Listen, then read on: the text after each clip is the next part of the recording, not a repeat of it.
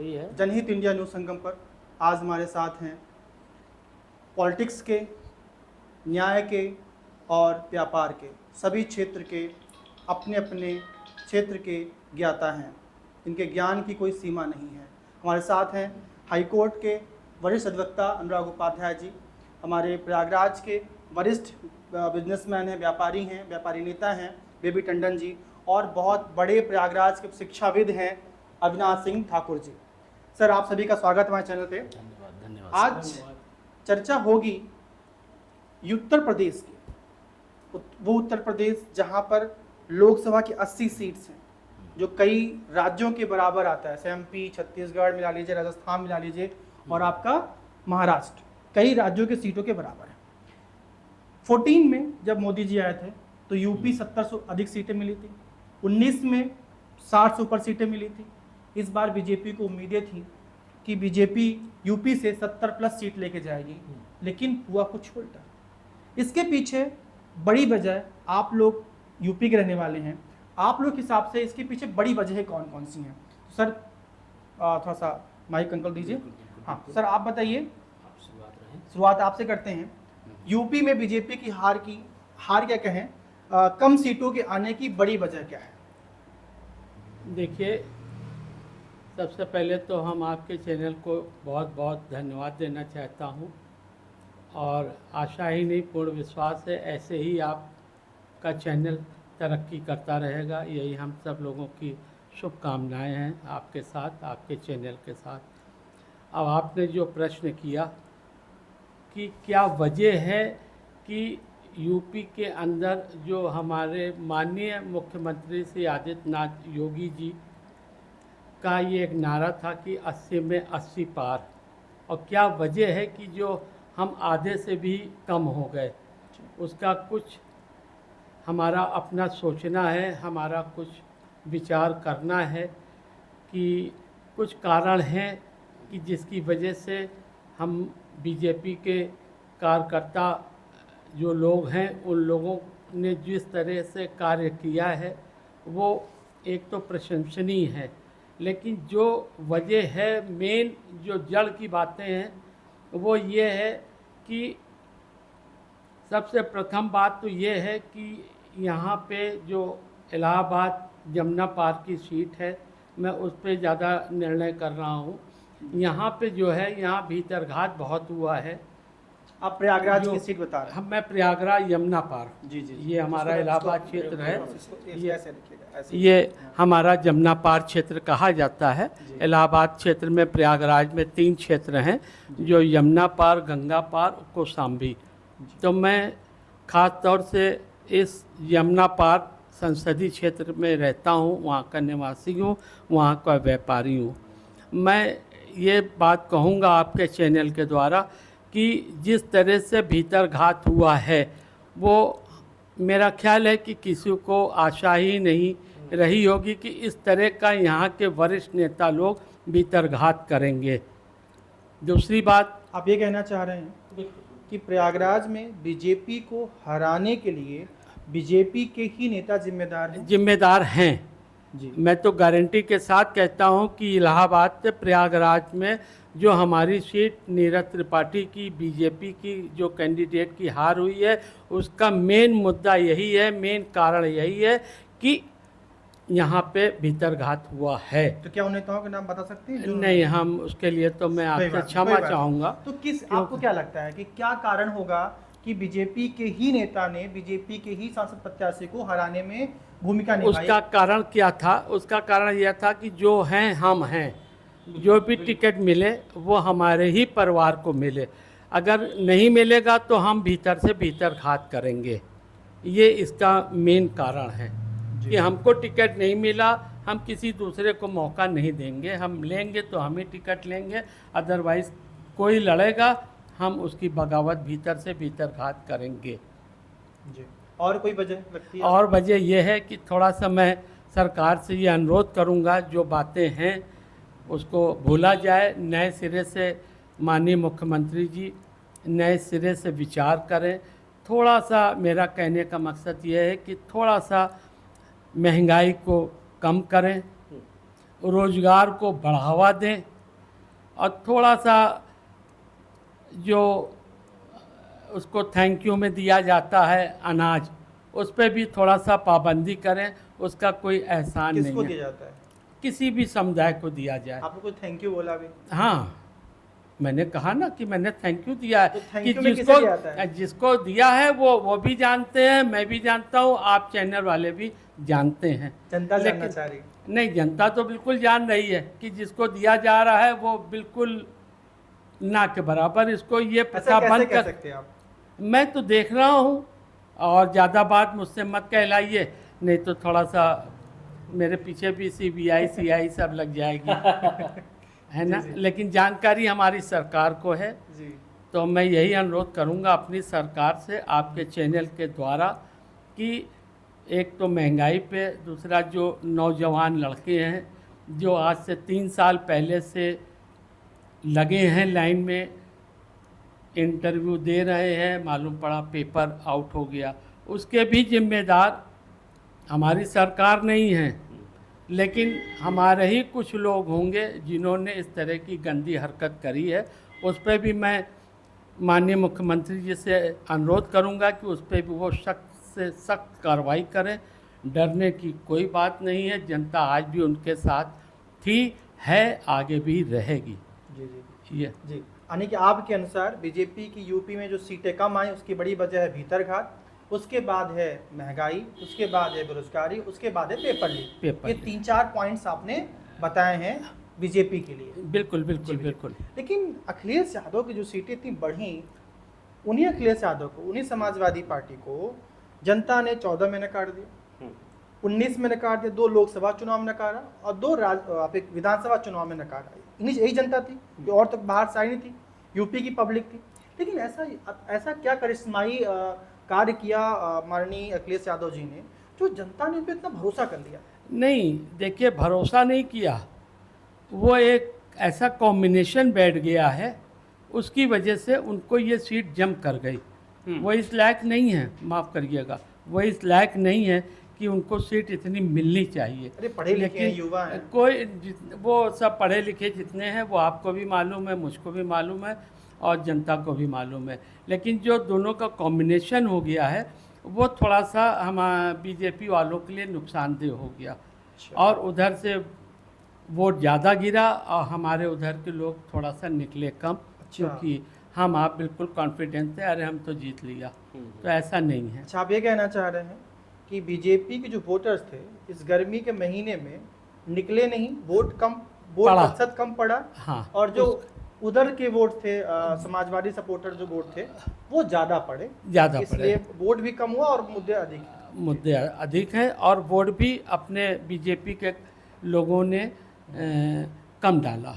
और कुछ कार्यकर्ता भी ऐसे हैं कि जिन्होंने उतनी मेहनत नहीं करी कि जितनी करनी चाहिए। यानी बीजेपी वाले ओवर कॉन्फिडेंट हैं कि हम जीत रहे हैं। 14 में जो हुआ, 19 में जो हुआ, 24 में रिपीट कर रहे हैं, लेकिन हुआ कुछ नहीं, निकला शून्य, बिल्कुल जीरो। ठीक है सर, थैंक यू, आपका धन्यवाद। धन्यवाद जी सर। अनुराग जी, आपका स्वागत है। आप एक कानूनविद हैं, हाई कोर्ट के अच्छे वकील हैं। आपके अनुसार उत्तर प्रदेश में जो बीजेपी के एकदम ग्राफ गिरा है सीटों में, वोट प्रतिशत भी आपके 19 में 49 पॉइंट का 50% मान लीजिए वोट परसेंट शेयर था बीजेपी का, पूरे यूपी में इस बार 40% हो गया। इसके पीछे आप बड़ी वजह क्या देखते हो? और नंबर 1, नंबर 2, प्रयागराज से नीरज त्रिपाठी एक जो अपर माध्यवक्ता भी थे और आपके काफ़ी क्लोज रहे हैं, तो आप बताइए कि क्या वजह है यूपी में उनके, प्रयागराज में उनके हारने की, यूपी में बीजेपी ग्राफ कम क्यों हो? पहले तो मैं आपके चैनल को धन्यवाद देता हूं, और जैसा कि अभी हमारे वरिष्ठ व्यापारी बंधु बता रहे थे, मैं इनके कुछ बातों से सहमत भी हूं और कुछ बातों से मैं उसका आपको व्याख्यान भी दूंगा। Problems come with in always, समस्या सदैव अपनों से आती है। हमारा यूपी में जिस तरह से प्रचार हुआ, जिस तरह से कार्य हुए, जिस तरह से माननीय मोदी जी ने अनाज वितरण किया, उसका सही प्रचार प्रसार और चीज़ें नहीं हुई, और जो लोग उसका उपभोग किए वो भाजपा को वोट नहीं दिए। पहला, वो कौन हो सकता है? समाज के जो अल्पसंख्यक समुदाय से आते हैं, उन्होंने पूरा है जी, आप पूरा समुदाय? जी अल्पसंख्यक समुदाय से आप समझ सकते हैं, उन्होंने पूरा लुत्फ उठाया उसका, लेकिन उस जिसका खाया, जिस थाली में खाया उसी में छेद तो किया। आपको क्या लगता है कि जिस अल्पसंख्यक समुदाय पे आप आरोप लगा रहे हैं, तो मैं आरोप नहीं लगा रहा हूँ, हाँ। ये वोट बूथ बता रही है। अच्छा। आप कहीं भी सर्वे करा लीजिए, 300-500 लोगों के गांव में 324 मकान बांट दिए जाते हैं और भाजपा को 2 वोट नहीं मिलता। तो क्या लगता है? माननीय योगी आदित्यनाथ जी के गोरखपुर क्षेत्र में जहाँ पे मुस्लिम कार्यकर्ता इतने अधिक थे, उनके वोट ही कम आ रहे हैं वहाँ पे। मतलब जिस थाली में खाया उसी में छेद किया। तो क्या लगता है आपको पहली ऐसा चीज़। क्यों हो रहा है? ऐसा इसलिए हो रहा है क्योंकि हमारे जो 2 युवक, जिस 2 शहजादे, माननीय प्रधानमंत्री जी कहते हैं ना 2 शहजादे, वो जैसे हमने पिछली कक्षाओं में हम आप सबने सुना होगा कि आसमान गिर रहा है, आसमान गिर रहा है, सब भागे चले जा रहे थे, और रिजल्ट क्या था कि आसमान गिरा ही नहीं था, है ना। तो सबने नारा दिया दोनों शहजादों ने कि क्या है कि संविधान खतरे में, संविधान खतरे में, संविधान खतरे में। तो जो कुछ विशेष लोग थे उन्होंने सोचा कि संविधान खतरे में क्या, आते ही जैसे प्रधानमंत्री जी आएंगे, माननीय योगी आदित्यनाथ जी यहाँ से 80 सीट लेकर के आगे बढ़ेंगे, तो क्या होगा कि हम लोगों को देश से निकाल दिया जाएगा। ऐसा माहौल क्रिएट कर दिया गया। कुछ विशेष समुदाय को ये बताया गया कि योगी आदित्यनाथ जी के रहते हुए, माननीय नरेंद्र मोदी जी के रहते हुए आपका भला नहीं हो सकता। और हुआ क्या कि माननीय मुख्यमंत्री जी, मकान तो दिया था, माननीय मुख्यमंत्री जी और माननीय प्रधानमंत्री जी ने दोनों हाथों से रेवड़ी इन लोगों को दिया, खूब इनकी सेवा की समाज में। बीजेपी आती है, सबका साथ सबका विकास। नहीं, बीजेपी आती है हिंदू हिंदू बोल करके, यस, लेकिन आने के बाद सेक्युलर बन जाती है। सेक्युलर बन जाती है। कुछ चीज़ें होती है ना कि जैसे मैं आपको छोटी सी बात बताऊं कि फॉर एग्जांपल कि जैसे हम और मेरी मौसी का लड़का दोनों लोग साथ में रहे, माँ भले मेरी मौसी के लड़के को बहुत प्यार करे, लेकिन आरोप हमेशा ये लगेगा कि उसको कम, मुझे ज़्यादा मानती है। तो हमारे समाज, हमारे प्रदेश में यही माहौल क्रिएट, हम उनके लिए जान भी दे दें, हम उनके लिए सब कर दें, उसमें कोई सर्कुलर कोई बातें नहीं होंगी। और जैसे ही हम अपने एक समुदाय के लिए कुछ करते हैं तो सबका सर में दर्द होने लगता है। पहली चीज़, पहले प्रश्न का जवाब था आपका। इस कारण जो बताया ना कि भितरघात जो किया इन लोगों समाज में, उसकी वजह से कुछ चीज़ें भाजपा की ग्राफ को अंकल ने गिरा। बोला कुछ नेताओं ने भी, बीजेपी के नेताओं ने भी की। देखिए मैंने क्या बोला, problems come with in always, समस्या अपने ही लोगों से आई है ना, कुछ तो रही होगी बातें, जी। है ना, ऐसे तो होता नहीं है। दूसरी चीज़, नीरज त्रिपाठी जी एक विद्वान व्यक्ति हैं समाज में। जब वो उतरे हैं टिकट लेने के बाद, उनके पिताजी राज्यपाल, विधानसभा अध्यक्ष, अपने आप में एक व्यक्तित्व है। और उसके बाद जब वो आए हैं समाज में, तो उनके साथ रहने वाले लोगों ने कुछ दिशा भ्रमित किया होगा, कुछ रैलियां कम हुई होंगी, कुछ उन लोगों तक पहुंच नहीं पाए होंगे। ठीक है, मेरा ये मानना था कि मेहनत में थोड़ी कमी रह गई, मेहनत में थोड़ी कमी रह गई, लेकिन प्रयास सफल रहा, है ना। बहुत ज़्यादा ऐसा नहीं रहा कि बड़े कम ज़्यादा वोटों से 4 लाख वोट मिले, 4 लाख कुछ तो ऐसा नहीं है, लेकिन कुछ चीज़ें रही हैं, उसको भी सॉर्ट आउट किया जाएगा। ठीक है, जी। और जो हमारा उनका सेवा करने का कार्य है भाजपा के प्रति, वो आजीवन करते रहेंगे, उसमें कोई दिक्कत नहीं। यूपी में बीजेपी ग्राफ, मोदी जी कहते हैं कि मैंने काफ़ी विकास किया, मैं एम्स खोले, मेडिकल कॉलेजेस खोली, यूनिवर्सिटीज़ खोले, रोड बनवाई। योगी जी दावा करते हैं कि मैंने कानून व्यवस्था अच्छी रखी, एकदम, है ना, अपराध कम हुए। इतनी दावों के बावजूद भी उत्तर प्रदेश में इतनी सीटें कम हो जाना, इस पर क्या कहेंगे आप? मैंने आपको फिर वही बात कहूँगा कि देखिए, हम दावा नहीं करते, हम कार्य करते हैं। मतलब भाजपा के जो लोग हैं वो दावा नहीं करते, वो कार्य करते हैं। आप सड़कों पे चलते होंगे, आपको सड़कें दिखती होंगी, ऐसा था क्या? मैं बचपन से अभी तक जब देखते आया हूँ, जब से 2014 के बाद मोदी सरकार, मैंने तो कभी सिलेंडर में लाइन नहीं लगाया, लेकिन बचपन में आप भी जानते होंगे, सिलेंडर की बड़ी लंबी लाइन लगती थी, है ना। मैं शौचालय योजना जो माननीय प्रधानमंत्री जी ने, जो मतलब एक छोटी सी बात, सोच देखिए कितना बड़ा विजन, जो हमारी माताएं बहनें शौचालय के लिए खुले में जाती थी, अब वो घरों में आराम से रिलैक्स हो ले रही हैं। दूसरी चीज़ें क्या आती हैं कि आपको उज्ज्वला योजना, जो आंख में मिर्ची की तरह धुएं लगते थे, उस योजना को दिया, और उसका जो लाभ ले रहे हैं वो भाजपा का साथ नहीं दी। भाई अब वोटर्स तो हम ही आप है ना, वोटर्स तो हम ही आप है ना। और दूसरी चीज़, जैसा कि आपने कहा कि कुछ हमारे समुदाय, जिसको कहते हैं ना कि अभी हो रहा है कि हिंदू गड़बड़ कर दिए, हिंदू ऐसे कर दिए, हमारे समुदाय के जो लोग हैं उनको चिलचिलाती धूप से बड़ी समस्या हो जाती है। वो अपने एसी को छोड़ के निकलना नहीं चाहते, और ये नहीं जानते कि भाई हमारा लोकतंत्र, आप वोट का ग्राफ देख लीजिए कहीं भी 56%, 43%, 49%, कहीं आपने सुना 70% वोट पड़े? कहीं सुना पूरे प्रदेश में? कहीं नहीं सुना होगा। तो हमारा ये मानना है कि जब तक हमारे मजबूत वोटर्स निकलेंगे नहीं, और कुछ तो हमारे जो सरकारी कामकाज की व्यवस्थाएं हैं उसमें कुछ लोगों के वोटर्स आईडी में नाम ही नहीं थे, काफ़ी वोट इससे भी कटे, जिसकी वजह से ग्राफ नीचे हुआ। तो सरकारों को इस पर ध्यान देना चाहिए था, सरकार को बहुत ध्यान देना चाहिए। मैं तो अपने माननीय मुख्यमंत्री जी से अनुरोध करूंगा कि ऑनलाइन कर दें सिस्टम्स, कुछ ऐसे टेक्नोलॉजी को डेवलप किया जाए कि जो भी अपनी आईडी लेकर के जाए, चाहे वो भारत का नागरिक है, प्रदेश का नागरिक है, वो वोट डाले, ऑल ओवर वर्ल्ड वाइड कर दें। किसी भी जगह आप जैसे कहीं भी हैं, आप उत्तर प्रदेश में इलाहाबाद के रहने वाले, अगर आप गाजीपुर में हैं तो आप वहाँ वोट डाल सकते हैं। जी जी ये न रहे कि आप सिर्फ वहीं वोट डालेंगे। जी जी तो इससे क्या होगा, वोटर्स परसेंटेज अपने आप जंप करेगा। जी। हो सकता है कोई व्यक्ति किसी काम में बचा, हमारी आईडी हो, नेट पे आप अपना आइडेंटिफिकेशन नंबर डालिए और आपका जनरेट हो, आप वहीं वोट दे लीजिए। यानी कि वोट कम पड़ा एक रीजन, और रीजन? और रीजन क्या है, हमने आपको बताया ना कि हमारी जो मानसिकता है वो मतलब कि दबी हुई है। एक्चुअली भारत क्या हुआ कि कई सौ सालों से गुलाम रहा। हमें प्रॉब्लम मुसलमान जो शासक थे उनसे नहीं है, उनसे तो हम लड़ लेंगे। अंग्रेज जो थे उनसे प्रॉब्लम नहीं, उनसे तो हम लड़ लेंगे। जो हमारे समाज में हमारे बीच में रह रहे हैं उनसे कैसे आप लड़ पाएंगे? उनको फाइंड आउट करना पड़ेगा, उनको समझाना पड़ेगा कि देश के विकास के लिए क्या इंपॉर्टेंट है, देश के लिए हम क्या कर सकते हैं, हमारे जो नेतृत्व करता है वो हमारे लिए कितना ला रहे हैं। आप समझ सकते हैं माननीय प्रधानमंत्री जी ने कितना, मतलब कि हम पत्थर पे लकीर खींच दिया। 370 आर्टिकल 370 कल्पना थे। लेकिन अयोध्या में हार गए राम मंदिर के। अयोध्या में हारने, देखिए मैडम, जब भगवान राम को ही वहाँ सब समस्याएं झेलनी पड़ी, तो माननीय प्रधानमंत्री जी ने इतना किया, तो इसका क्या ही कहना है। यार सुनने में आया कि एयरपोर्ट बनाया। एक्चुअली लोगों को विकास से थोड़ी प्रॉब्लम हो गई।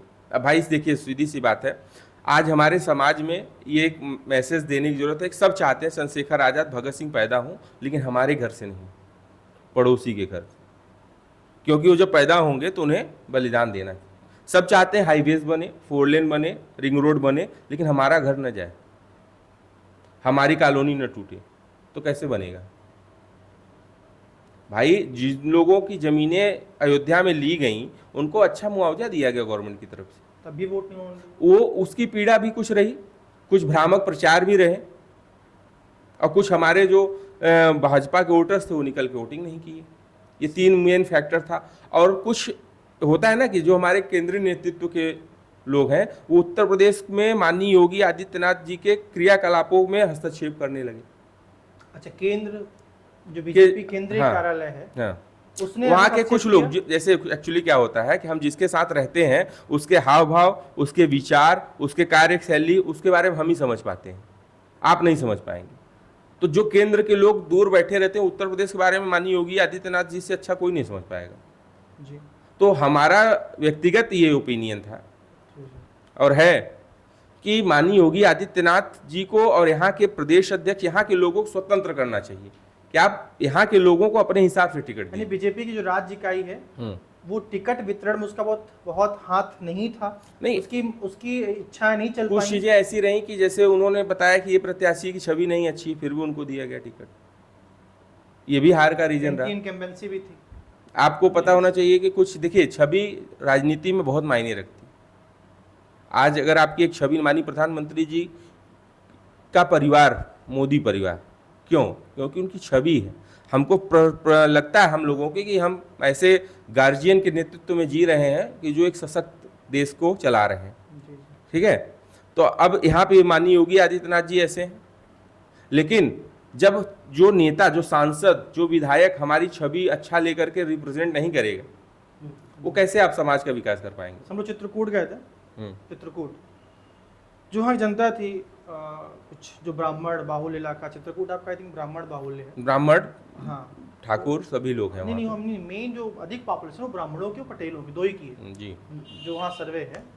तो ब्राह्मण ज़्यादा है। तो उसके पहले वहाँ पे कोई भैरव मिश्रा जी थे सांसद, उनको हटा करके एक पटेल, आर के पटेल जी को दिया गया, उस बार भी इस बार भी। तो जो वहाँ के लोगों में नाराज़गी थी कि उनका जो बिहेवियर था, उनके बेटे का बिहेवियर था, उनका जो बिहेवियर था वो अच्छा नहीं है। इसके बावजूद उनको वहाँ टिकट दिया गया, वो तो अपना मैं वही तो कह रहा हूँ आपसे कि समाज में अगर आपकी छवि अच्छी है तो फिर आपको कुछ करने की जरूरत नहीं। कौशाम्बी सीट आपकी, मैं पहले ही कहा था कौशाम्बी सीट आप हार रहे हैं। आई थिंक आपने भी कहा था, बताया था कि मे भी कौशाम्बी सीट फंसेगी इनकी, है ना। इसलिए देखिए प्रत्याशी क्या है, मेरा मानना है कि राजनीति में हर व्यक्ति को जो योग्य है, जो उसको डिजर्व करता है, उसको चांस देना चाहिए। जरूरी नहीं कि एक ही व्यक्ति को बार बार रिपीट किया जाए। अगर वो व्यक्ति रिपीट करने लायक है, उसके में ये क्षमता है कि अपने आप को हमेशा उस लेवल पे मेंटेन किए रहे, तब तो उसको हमेशा यूज करते। माननीय प्रधानमंत्री जी 18-18 घंटे काम करते हैं, इस लेवल पे कोई नेता काम कर पाता है? जिस तरीके से माननीय योगी आदित्यनाथ जी कार्य करते हैं उस तरह से कोई नेता कार्य कर पाता है? अभी हमारे शंकराचार्य जी झूसी में प्रवास के दौरान उन्होंने एक वार्ता बहुत अच्छी कही और जिससे मुझे अच्छा लगा कि माननीय मोदी जी और माननीय योगी जी को छोड़ करके भाजपा के बहुत ऐसे नेता हैं जो भ्रष्टाचार में लिप्त हैं, पहली चीज। और ये तो भाई आईना दिखाने का काम उन्होंने किया शंकराचार्य जी ने। लेकिन मेरा ये व्यक्तिगत मानना है कि देखिए समाज को खुद डिसाइड करना पड़ेगा कि हमको कैसे लीडर चाहिए। हमको एक प्रगतिशील लीडर चाहिए कि एक हमको विकसित लीडर चाहिए कि एक स्वस्थ लीडर चाहिए। अगर हम इसका डिसीजन लेंगे तभी हमारा समाज अच्छा बन पाएगा। बहुत धन्यवाद आपका। सर आप बताइए, आप छात्रों के बीच बराबर रहते हैं जी। आप छात्रों से आपका डेली इंटरेक्शन होता है, आप शिक्षाविद भी हैं, आप डेली अपडेटेड भी रहते हैं। जी जी। आपके हिसाब से जो उत्तर प्रदेश में जो एक ऐसा परिणाम आया, जो एक ऐसा आंकड़ा आया जिसने बड़े बड़े मीडिया चैनल्स, बड़े बड़े भविष्यवेता, एक क्या नाम है बिहार के आपके रहने वाले हैं प्रशांत किशोर, सबकी जी। भविष्यवाणियों को तुम पलट दिया। सब ने यूपी में बीजेपी को 60+ दिखाया था, है ना, लेकिन मैंने कुछ नहीं दिखाया था, हमने कोई सर्वे नहीं किया था अपना। आपके हिसाब से ऐसा क्यों हुआ, क्या कारण से पीछे? जी जी, बहुत बहुत धन्यवाद पहले विपिन जी आपको और आपके चैनल को बहुत बहुत धन्यवाद। और आपने मुझे आमंत्रित किया, इस लायक समझा कि भाई युवाओं की बात भी रखी जाए। जी। चाचा जी सादर प्रणाम, भैया प्रणाम, और यहाँ जो भी हैं। देखिए यहाँ पर सभी का रिप्रेजेंटेशन है हमारे यहाँ। अब सबसे बड़ी बात यह है कि हार हुई या जीत हुई, पहले तो वो एक अलग मुद्दा है। वो हार भी नहीं है, लेकिन वो जीत ही किस काम की जिसमें चैलेंज ना हो। उत्तर प्रदेश हमेशा से चैलेंजिंग क्षेत्र रहा है। बदलाव की शुरुआत उत्तर प्रदेश से होती है। कई प्रधानमंत्री हमारे यहाँ से, तो यहाँ की जनता को जो बेवकूफ़ समझे वो खुद बेवकूफ़ है। कोई काम ऐसे नहीं होता है। आप अगर शुरुआत से नज़र डालें, जैसे भैया ने कहा कि बीजेपी के अधिकांश नेता करप्टेड हैं, और ऐसे लोग जिन पे सीबीआई की जांच कई सालों से चल रही, जैसे अजीत पवार जी की बात कर लीजिए आप मुंबई से, आप ऐसे और कई लीडरों की बात कर लीजिए, आप हेमंत सिब्बल की बात कर लीजिए, ईडी का आरोप था, सीबीआई जांच कर रही थी। ऐसे लोग बीजेपी में शामिल हुए और शामिल होते ही सीबीआई बरी हो गए, आगे की प्रक्रिया ठप हो गई। जनता भी ये चीज़ें देखती है सर। इनके इतने दागी लीडर्स हैं जो कहीं और के भागे हुए थे, भगोड़े थे, उनको तो बीजेपी ने शरण दिया।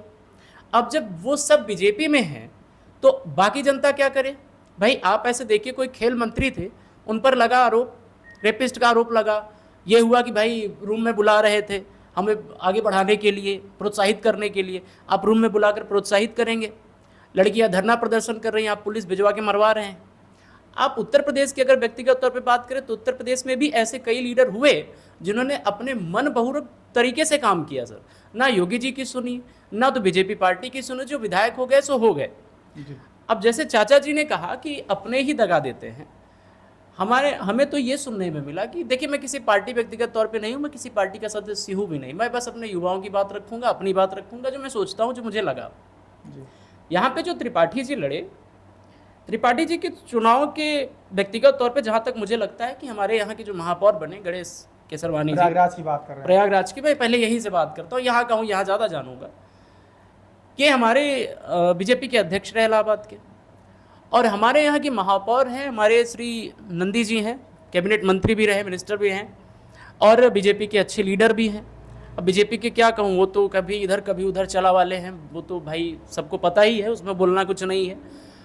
उनकी अभिलाषा जी को, श्रीमती अभिलाषा जी को कहा गया कि आपको शायद ये वाला चुनाव लड़ना था। अनिका अभिलाषा जी जो है वो महापौर थी, फिलहाल नहीं है, अब नहीं है, क्योंकि गणेश केसरवानी जी को महापौर का चुनाव ये कह के शायद ऐसा मुझे सुनने में आया, ऐसा मैं बैठा नहीं था, क्योंकि भाई बातें चलती हैं, समझ में आती हैं, और उनको ये सीट नहीं मिली। अब ये भी एक खटास की वजह हो सकती है इलाहाबाद के लिए, इलाहाबाद की सीट पर। जहाँ तक मुझे ये बात लगती है कि अगर आप जमुना पार की बात करेंगे, जो मेरा गांव ग्रामीण क्षेत्र है, जहाँ से वोटिंग सबसे ज़्यादा सपा और कांग्रेस को हुई है, मैं तो खुले तौर पे बोलता हूँ, हुई है सर, वोटिंग हुई है, होने के पीछे की वजह भी है, वजह भी सुन लीजिए सर। पहली बात तो प्रत्याशी दर प्रत्याशियों के साथ इन्होंने जो काम किया। आप उत्तर प्रदेश की बात करिए, जिस युवा को सड़क पे घसीट के लाठी मारी जाएगी, उसकी माँ, उसका बाप, उसका खानदान आपको कैसे वोट देगा? आप पेपर लीक करवाइए, आपका पेपर लीक हो, युवा आपको प्रमाण भी दे, युवा हाईकोर्ट भी जाए, युवा लाठी भी खाए और युवा आपको वोट भी दे, बहुत अच्छी बात है। ये तो व्यक्तिगत तौर पे बड़ी अच्छी बातें चल रही हैं। अगर युवाओं के दुख को आप समझना चाहेंगे तो भारत में कहते हैं सबसे ज़्यादा युवा और सबसे ज़्यादा उत्तर प्रदेश में है। सर उत्तर प्रदेश में उद्योग उतने अच्छे नहीं हैं। उत्तर प्रदेश में केवल युवा, या तो उत्तर प्रदेश बिहार के युवा नौकरी पे जीते हैं। आप कहीं भी स्टेट में जाइए, आपको उत्तर प्रदेश और बिहार का युवा बैठा हुआ मिलेगा, और आप उसी युवा को लोक सेवा आयोग के सामने घसीट के मार रहे हैं। और योगी जी का दिमाग देखिए, पेपर निरस्त करवा भी रहे तो 1 महीने बाद कि भैया ठीक है, हाँ हुआ है, ऐसा करो निरस्त कर दो। मतलब अभी जिस लड़के ने फॉर्म डाला, जो लड़का एग्जाम सेंटर पे अपना पैसा फूंक के गया, जो लड़का वहां पर एग्जाम देने के बाद घर आया, उसे पता चलता है पेपर निरस्त है। आरओ का पेपर होने से पहले ही दूसरी मीटिंग का पेपर लड़कों के हाथ में था। 11:50 पे पूरा पेपर लड़कों के हाथ में था। Paper first erupted, paper second erupted. भाई साहब क्या ही कर रहे हो आप? दबाव डाल देंगे कि सपा करा रही है, आप दबाव डाल देंगे कांग्रेस कराए, तो आप झक मार रहे हैं। आप कर क्या रहे हैं? आप एनटीए की बात करिए सर, आज तक कभी एनटीए, कभी आज तक मेरी समझ से नहीं, आज तक पेपर लीक हुआ ही नहीं था सर। एनटीए मतलब national testing agency sir, NEET का एग्जाम हुआ, सारे पेपर इसमें भी निरस्त हैं, सारे पेपर इसमें भी लीकेज की बात चल रही है। 720 में 720, यानी बच्चों भविष्य से खिलवाड़ चल रहा है, खुलेआम चल रहा है सर, खुलेआम चल रहा है। और इस बात में मुझे बिल्कुल भी आशंका नहीं बोलने में कि मैं ये कह दूं सर, बड़ा चेहरा मायने नहीं रखता सर। मोदी जी अच्छे हैं नो डाउट, योगी जी अच्छे हैं नो डाउट। जो ग्रामीण स्तर पर बातें चल रही है, जो शहर स्तर पर बातें, जो उत्तर प्रदेश स्तर पर बातें चल रही है, आप ऐसे समझिए बीजेपी की हार की सबसे बड़ी वजह खुद बीजेपी है। आपने पूछा वजह क्या है? वजह खुद बीजेपी है। पूछिए कैसे? ये जो बीजेपी की पार्टी है ना सर, इसमें खुद ही पद को लेकर मारपीट हो रही है। अब उत्तर प्रदेश की सीट का निर्धारण अमित शाह जी करेंगे। कौशाम्बी सीट में आपने जैसे हमसे बात करी, विनोद सोनकर जी का चुनाव था, समझिएगा, और कुंडा में हमारे राजा भैया जी का चुनाव था। अब राजा भैया ने अपने प्रत्याशी को उतारा, तो अमित शाह जी ने उनसे बोला होगा कि भाई करवा दो। हर व्यक्ति सर अपना फायदा देखता है, हर व्यक्ति। आपने ऐसे जगह पे कैंडिडेट को उतारा ही है जो आपको खुद पता था हारेंगे। आप योगी जी की बात सुनिए, योगी जी कुछ भी कह रहे हैं, आप होने नहीं देंगे सर। तो एक तरीके से जो ये अपने ही दल में सर जो वर्चस्व की राजनीति थी ना, इसने बीजेपी को ले डूबे। यानी कि बीजेपी में राज्य इकाई को केंद्र इकाई ने दोनों अलग है सर। दोनों को कोई बर्बाद दोनों में करके वो रख दिया। क्या से बोलते हैं हम लोग, सामंजस्य सामंजस्य नहीं बैठ नहीं पाया, बैठा। जिसका परिणाम ये हुआ कि अच्छे प्रत्याशी नहीं आए और बीजेपी हारी। नहीं। और आपको दूसरी वजह बताते हैं सर। बीजेपी पार्टी पे कुछ एलिगेशंस लगे कि ये वॉशिंग मशीन है। वॉशिंग मशीन कैसे? अगर आप करप्टेड हैं, आप पे रेप के आरोप लगे, आप अब यही बीजेपी पार्टी किसी दूसरे पार्टी के लीडर को जब 10 साल पहले उठाती थी, ये तो ऐसे हैं, ये तो ऐसे, आज तुमने खुद ही शरण दे दिया। अब आपके सिद्धांत कहाँ गए? दूसरी बात, अभी ये हुई कि अयोध्या में बीजेपी क्यों हारी। चलिए, अयोध्या में बीजेपी हारने की 2 वजह मैं भी बता देता हूँ, जहाँ तक मैंने पढ़ा है, जहाँ तक समझा है। आपने जो हमारे पीठा शंकराचार्य थे, जो भी जितने भी थे, वो सब आपसे नाराज, आपसे आरएसएस नाराज। अब हमसे वजह मत पूछिए क्यों नाराज, आप खुद पता करिए। नहीं, यहाँ संघ के मुद्दे पे बोलना सर सही नहीं है, लेकिन व्यक्तिगत तौर पे मैं बताऊं तो आरएसएस और बीजेपी के बीच की खटपट अब सबको थोड़ा थोड़ा ये पता है कि भाई चल रही है। कहीं ना कहीं आरएसएस ने भी इस चुनाव में बीजेपी का सपोर्ट नहीं को किया। कोई समर्थन नहीं, ग्रामीण स्तर पे कोई समर्थन नहीं किया, कहीं पे नहीं दिया, कहीं नहीं दिया, आप ही कहीं नहीं। जितने भी शंकराचार्य थे, किसी का कोई समर्थन नहीं कि राम मंदिर बन रहा है, राम जी के ऊपर कारीगर है, वो बना रहा है और भक्त जनता दर्शन करेगी। ना मुहूर्त का समय, जिस भारत देश की आज़ादी के समय भारतवर्ष के बड़े बड़े विद्वानों ने ये घोषणा कर दी कि हमको 14 अगस्त की रात को आज़ाद न करके 15 अगस्त की रात 12 बजे के बाद करो, उस देश में श्री राम जी जो कि सबके मर्यादित पुरुष हैं, उनका किया जा रहा है शिलान्यास और उन्हीं को पता नहीं है कि भैया क्या मुहूर्त चल रहा है। ठीक है, वो आपने जो वोट बैंक मुहूर्त की तो निकला था, कुछ मिनट का था मुहूर्त। कुछ मिनट का था सर, लेकिन शंकराचार्य मतलब देश की सर हस्ती है सर, वो सनातन के सबसे बड़े परिचय है हो सर। सकता है कि बटुक महाराज हो का- सकता है कि शंकराचार्य भी किसी न किसी विचारधारा से प्रेरित हो। सर ये आप कह सकते हैं, लेकिन एक व्यक्ति प्रेरित होगा ना सर, जितने हैं वो सब कह रहे हैं गलत है। समर्थन तो दिया था ना कोई शंकराचार्य ने। वो सर एक आध देंगे ना सर, कहने के लिए तो हम भी रामभद्राचार्य आपके जी कहने ने- के लिए तो सर हम भी बीजेपी के साथ हैं, हम्म। फिर कहना बड़ी बात नहीं है सर। स्थापना दिवस की वीडियो नहीं देखी। नहीं देखी, मैंने सब देखी सर। 8,000 लोग कौन थे वो? सबसे बड़ी बात उसमें संत देख, महात्मा कितने थे? और सुनिए सर, आपने वजह लेकिन पूछी, मैं वजह शंकराचार्य बताऊंगा। नाराज थे। सारे शंकराचार्य नाराज रहे सर, एक दो की बात छोड़ दीजिए। हाँ। और आइए तीसरी वजह पे बात करते हैं, जो आटा चावल। कुछ लोग कह रहे हैं कि सर बीजेपी ने रोड बनवा दिया, सर वो समय की मांग है सर, सर वो डेवलपमेंट है सर।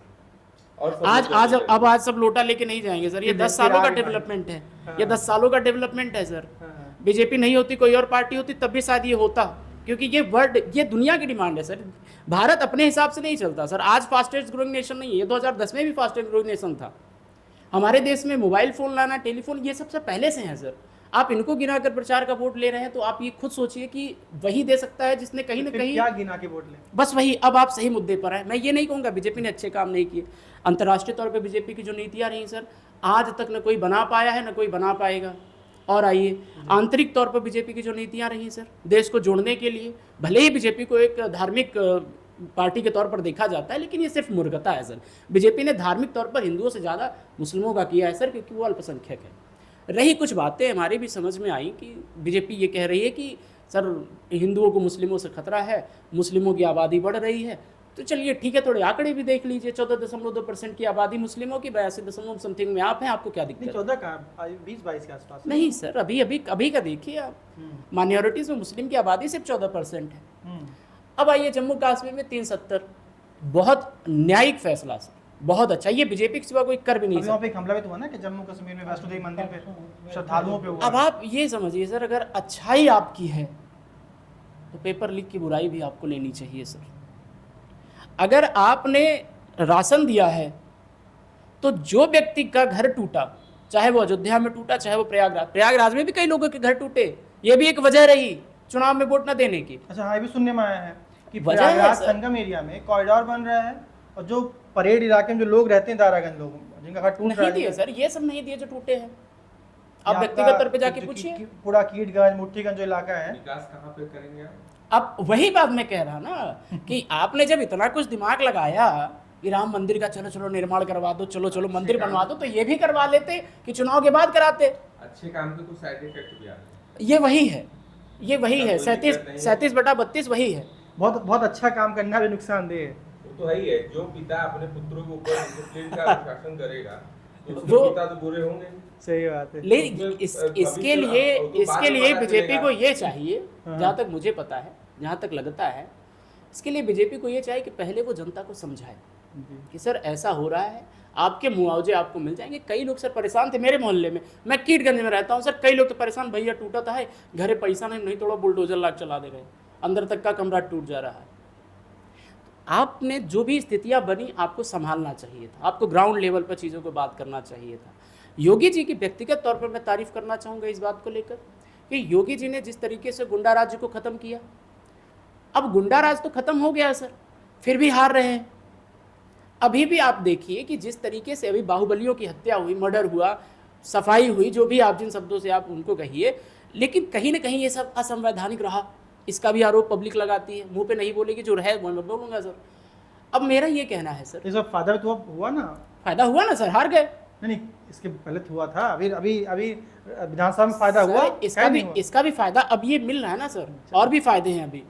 अगर अब समझिए, जिस दिन रिजल्ट आया चुनाव का, जिस दिन रिजल्ट आया 4 तारीख को, 5 तारीख को उत्तर प्रदेश के हमारे माननीय मुख्यमंत्री श्री आदित्यनाथ योगी जी ने जितने भी डिपार्टमेंट थे सबसे वैकेंट सीटों की लिस्ट मंगा ली, लाओ भैया लागू करो इसको, सीसीआई को दे दिया। आज एग्रीकल्चर में कल की डेट में नोटिफिकेशन आया सर, 12,000 वैकेंसी। जिस एग्रीकल्चर 2017 के बाद कोई वैकेंसी नहीं थी, 2017 में एग्रीकल्चर की एक वैकेंसी आती है सर, टेक्निकल असिस्टेंट। अब उसकी आ रही है सर 12,000 पोस्ट। ये पहले भी कर लेते हैं। यानी कि सरकारी नौकरी न दे पाना भी सरकार को बहुत नुकसान पहुंचाया। बहुत बहुत कहाँ दिया सर, 12,000 पोस्ट आ गई 12,000 पोस्ट बस 4-5 दिन हार करके। हार करके। अब मैं सोच रहा हूँ कि अगर गलती से भगवान न करे ऐसा कुछ हो तो मतलब नौकरी की लाइन लगा देंगे। सर मैं बेवकूफ़ नहीं, मैं युवा हूँ, मुझे पता है कि भारत की आबादी जिस तरीके से बढ़ रही है केवल 2% लोगों को ही रोजगार मिल पाएगा।